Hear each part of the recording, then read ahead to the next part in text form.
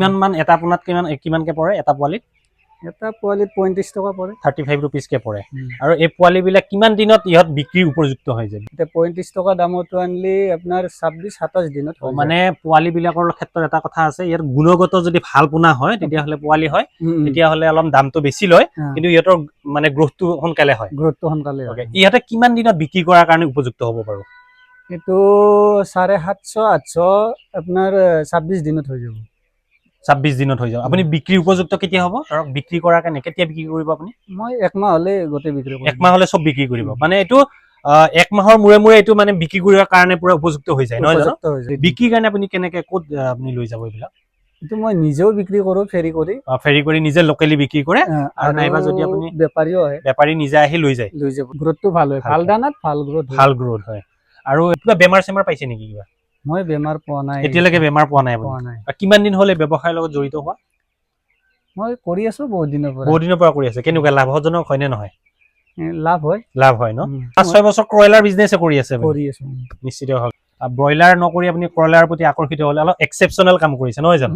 আৰু বাকী কওকচোন, এইটো ঘৰটো কিমান মান আপোনাৰ হেৰি আছে, দিশ প্ৰস্থ কিমান মান আছে? দীঘলটো আছে 30 আৰু এইটো 24 আছে। 24 মানে 30 আৰু 24 ফুটৰ এটা ঘৰত আপুনি 500 ব্ৰইলাৰ পুহিছে, নহয় জানো? আৰু ইয়াত আৰু বেছিকে ধৰিবনে নে ইয়াতকে কিবা? বেছিকৈ ধৰে, কিন্তু মই আৰু কম বেছি দিন লাগে। বেছি দিন লাগে ডাঙৰ হোৱাত খন হৈ যায়। এতিয়া 500 কৰিছে, সোনকালে ডাঙৰ হ'ব, সোনকালে বিক্ৰীৰ কাৰণে উপযুক্ত হ'ব। আৰু ইহঁতৰ কিবা বেলেগ কিবা প্ৰব্লেম পাইছে নেকি? সমস্যা কি কেনেকুৱা ধৰণৰ? কোনোবা ফাৰ্মাৰে যদি কৰিব বিচাৰে, আগবাঢ়ি আহে, তেতিয়াহ'লে কিবা সমস্যা পাব নেকি? কেনেকুৱা ধৰণৰ সমস্যা?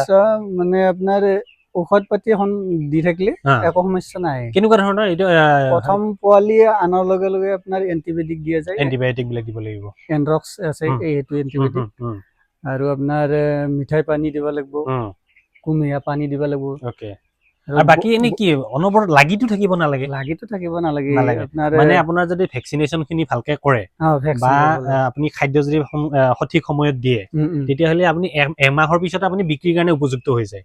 গতিকে ব্যৱসায়টো খুব ধুনীয়া ব্যৱসায়, নহয় জানো? কেনেকুৱা উপাৰ্জনটো কওকচোন আপুনি? এনে এটা থুলমূল আভাস এটা দিয়ক যে ইমান টকা উপাৰ্জন কৰিব পাৰি। মোৰ 18-20 হাজাৰ হৈ যায়। মানে মাহত 18-20 হাজাৰ টকা আপুনি উপাৰ্জন কৰিব পাৰে, সকলো খৰচ যায়। যদি ইয়াৰ পৰিমাণটো বঢ়াই দিয়ে, তেতিয়াহ'লে ইয়াৰ পৰিমাণটো আৰু যদি 500ৰ জাগাত 1000 কৰি দিয়ে, 18 জাগাত হয়তো 36 হাজাৰ বা 40 হাজাৰ টকালৈ উপাৰ্জন কৰিব পৰা সক্ষম হ'ব। আৰু ইলেক্ট্ৰিচিটি কি বহু মানে ৰাতি দিবই লাগে নে?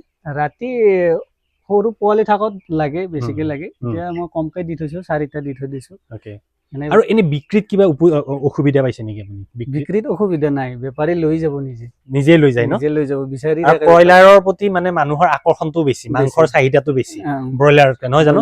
আৰু ই লোকেল মুৰ্গীৰ নিচিনাই হেৰি কৰে মাংসটো, নহয় জানো? অলপ কণী পাৰিলেতো পাৰিয়ে থাকে।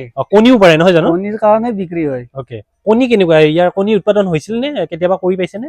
মোৰ ঘৰত আছে 2-3টা কণী পাৰি থাকে। কণীবিলাকৰ দাম কেনেকুৱা? কণী 10 টকাই থাকে। 10 টকা এটা কণীত 10 টকা। আৰু ইয়াৰ কালাৰটো কেনেকুৱা হয়? কালাৰটো আপোনাৰ ব্ৰাউন কালাৰটো আমি লোকেল টাইপতে বিক্ৰী কৰিব পাৰো, নহয় জানো? গতিকে ইয়াক কণীও কৰিব পাৰি, মাংসও কৰিব পাৰি। এতিয়া মুখ্যতঃ আপুনি ধৰক আপুনি এতিয়া মাংসৰ কাৰণে মানে বনাই আছে, নহয় জানো? আৰু ভৱিষ্যতে ফাৰ্মখন ডাঙৰ কৰা ডাঙৰ কৰিম।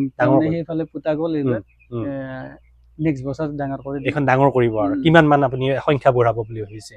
মোটামুটি 1500 মান। 1500 মান হ'লে আপোনাৰ ধৰক আজি যদি 500ত আপুনি 18,000ৰ পৰা 20,000 টকা লৈ আছে, তেতিয়াহ'লে 1500 হ'লে আপোনাৰ 60,000 টকা পৰ্যন্ত আপোনালোকে ইনকাম কৰাৰ সুবিধা থাকিব, নহয় জানো? গতিকে আমাৰ যিসকল যুৱক যুৱতী কিছুমানে যদি এনেকুৱা ব্ৰইলাৰ বিজনেছ নকৰে, এইটোতো কমন বিজনেছ, নহয় জানো? এতিয়া ব্ৰইলাৰ বিজনেছ বা লোকেল যিবিলাক মুৰ্গী থাকে বা আমাৰ ধৰক আমাৰ লেয়াৰ মুৰ্গী, নহয় জানো? এনেকুৱা ধৰণৰ বিজনেছ কৰিলে অলপ এক্সেপচনেল হয় আৰু উপাৰ্জন কৰিবলৈ ভাল হয়, নহয় জানো? এইটো এক্সট্ৰা বিজনেছ, এক্সট্ৰা হয়। এতিয়া আৰু ইয়াৰ বাহিৰে মানে আপুনি আৰু বেলেগ কিবা ব্যৱসায় কৰে?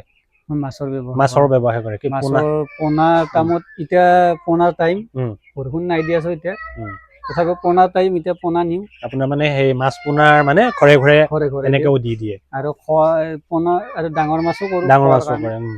গতিকে আপুনি আমাৰ যিসকল যুৱক যুৱতী আছে, তেওঁলোকে যদি আগবাঢ়ি আহিব খোজে এই ব্ৰইলাৰ বিজনেছৰ প্ৰতি, তেতিয়াহ'লে তেওঁলোকক কিবা আপুনি ক'ব পাৰিবনে? ইমান দিন ধৰি কাম কৰি আছে, কি এটা অভিজ্ঞতা আপুনি শ্বেয়াৰ কৰক, যাতে আমাৰ যুৱক যুৱতীসকলে ল'ব পাৰে। হয়, পাৰিব। এইটো অতি সহজ কাম, বেছি টান নহয়। একবাৰ কমকে ভৰাই চালেই হ'ল, 100 মুৰ্গী প্ৰথমতে 100 মুৰ্গী কৰক, তাৰপিছত 200 কৰক, 200 এনেকে কৰক। লাহে লাহে বঢ়াই গৈ থাকিলে ভৱিষ্যতে আপুনি যেনেকে ভাবিছে যে 1500 মুৰ্গীলে হেৰি কৰিম, মই প্ৰথমতে 200 ভৰাইছিলো। 200 ভৰাইছিলে। তাৰ মৰ্টেলিটি কিমান আছিলে? মৰ্টেলিটি বেছি নহয়, এতিয়ালৈকে মোৰ এটা মৰিছে। এটা মৰিছে মাত্ৰ, 500 ভিতৰত এটা মৰিছে। 500 আনিলে আপোনাৰ 10টা ফ্ৰী থাকে। 10টা ফ্ৰী থাকে, সেই 10টা মৰিলেও কথা নাই, কথা নাই, এটাই মৰিছে মোৰ। গতিকে আপুনি যদি উপযুক্তভাৱে ইয়া কৰে, মানে বেমাৰৰ প্ৰতিষেধক প্ৰদান কৰে, খাদ্য দিয়ে আৰু ধুনীয়াকে যদি ইয়াত মানে পৰিষ্কাৰ পৰিচ্ছন্নতা কৰি ৰাখে, তেতিয়াহ'লে নিশ্চিতভাৱে ইয়াৰ উপাৰ্জন কৰিব পৰা থল আছে। ধন্যবাদ জনাইছো আপোনাক পুনৰ লগ পোৱাৰ প্ৰতিশ্ৰুতিৰে।